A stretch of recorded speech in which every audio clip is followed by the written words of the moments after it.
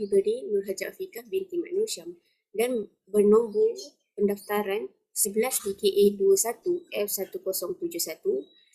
Soalan diberikan adalah didapati kerja penstabilan cerun sedang dijalankan di Kampung Bukit Lintang, Air Molek dengan grid rujukan 2 darjah 11 minit 27.9 saat utara, 102 darjah 19 minit 39.9 saat timur seperti dalam rajah 1 yang berdasarkan kertas soalan yang diberikan.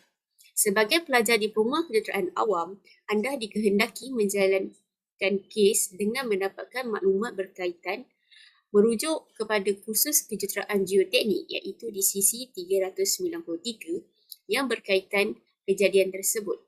Anda dikehendaki mengenal pasti punca kejadian, pihak yang bertanggungjawab, prosedur kerja dan maklumat mengenai kaedah penstabilan cerun untuk kes ini. Bincangkan risiko yang akan berlaku sekiranya kerja penstabilan cerun ini tidak mematuhi kod amalan sebenar. Anda juga harus mencadangkan penyelesaian dengan merujuk kepada projek lain yang telah berjaya dijalankan menggunakan sebarang penstabilan kaedah. Pengenalan. Apa itu cerun? Cerun merupakan suatu permukaan tanah yang terdedah yang membentuk suatu sudut terhadap satah ufuk iaitu satah menegak. Kebiasaannya, kegagalan cerun dikaitkan dengan keadaan cerun yang curam, tetapi ini adalah tidak benar kerana terdapat banyak kes kegagalan cerun yang berlaku pada cerun yang landai.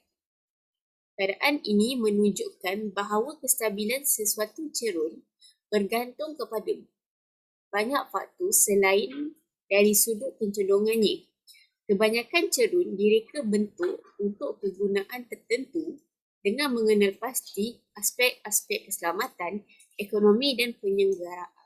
Punca-punca kejadian ketidakstabilan cerun dipengaruhi oleh kesan graviti, iaitu pengaruh jenis tanah.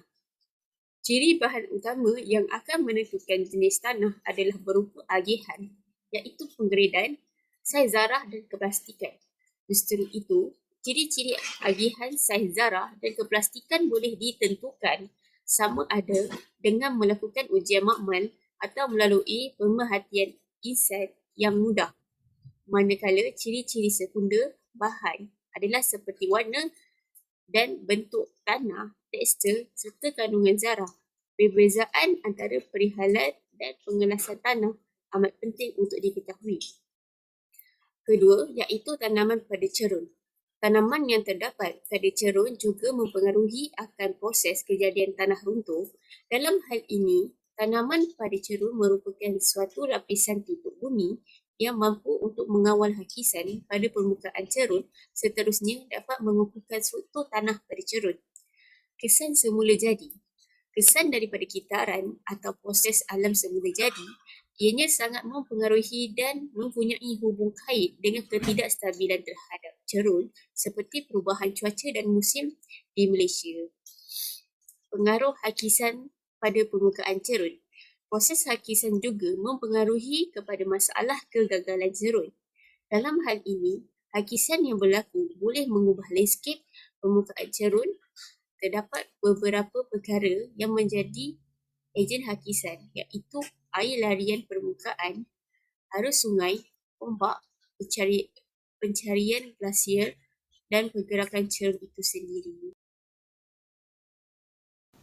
Antara agensi-agensi yang terlibat dalam proses kerja cerun adalah, yang pertama adalah Jabatan Kerja Raya, iaitu JKR.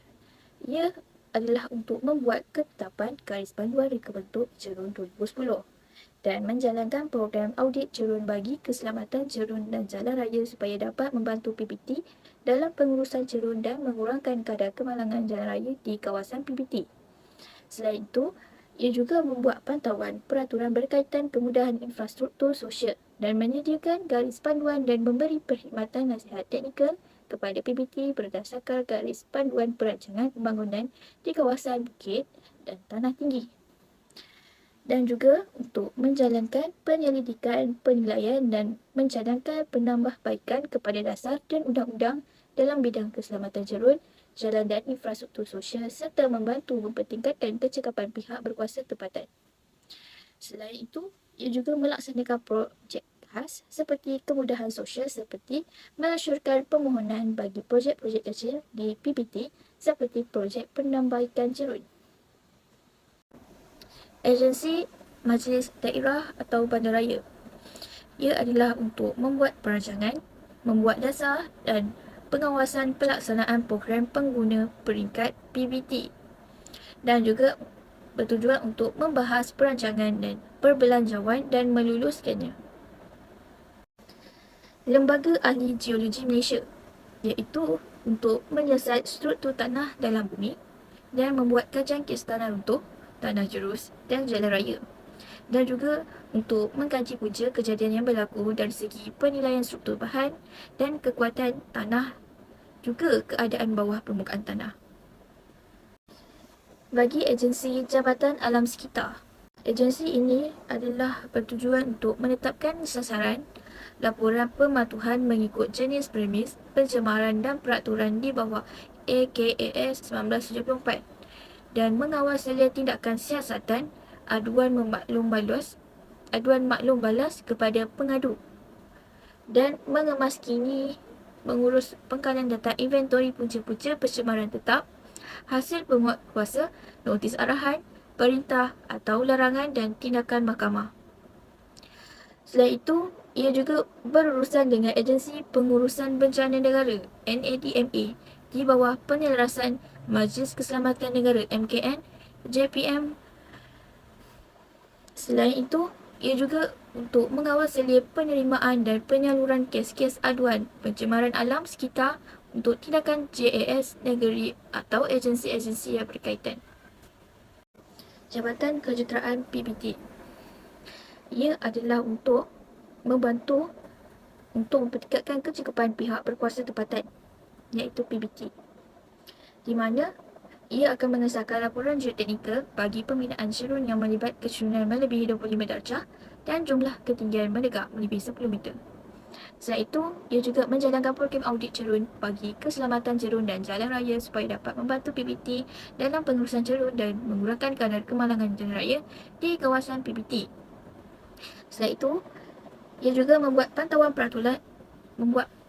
peraturan berkaitan kemudahan infrastruktur sosial dan menyediakan garis panduan dan memberi khidmat nasihat teknikal kepada PBT berdasarkan garis panduan perancangan pembangunan di kawasan bukit dan tanah tinggi.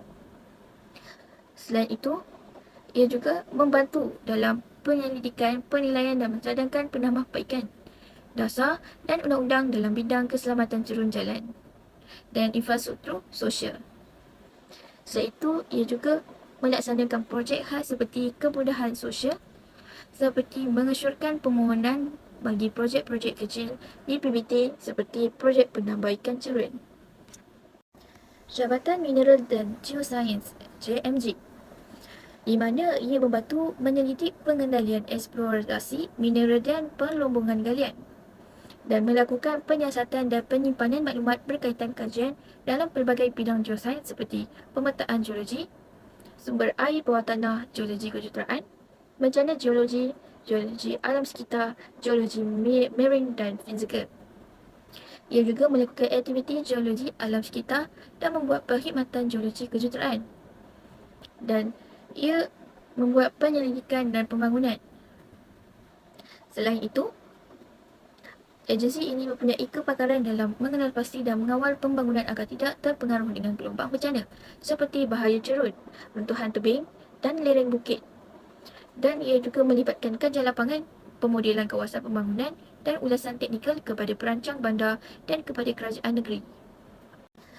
Agensi yang berikutnya adalah Jabatan Pengairan dan Saliran JPS, iaitu berperanan untuk memastikan sistem perairan tanah tinggi dikawal dengan baik dan menyediakan khidmat kepakaran reka bentuk dan pelaksanaan projek bangunan dan infrastruktur. Membuat pengurusan dan pengesahan sistem perairan bagi projek cerun dalam keadaan selamat untuk digunakan Dan akhir sekali, bagi meneliti faktor punca kegagalan cerun yang berkaitan dengan perairan air dalam tanah.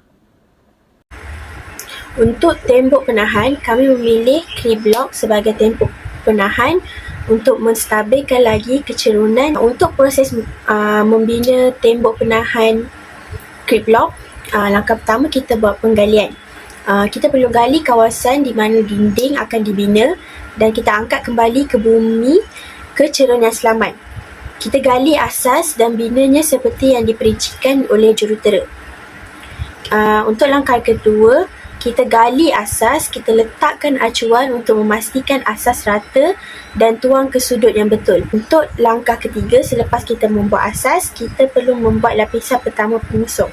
Kita letakkan lapisan pertama pengusung dan ratakan dengan pembungkus batu tulis atau katil mortar jika asasnya sedikit terkeluar dari paras.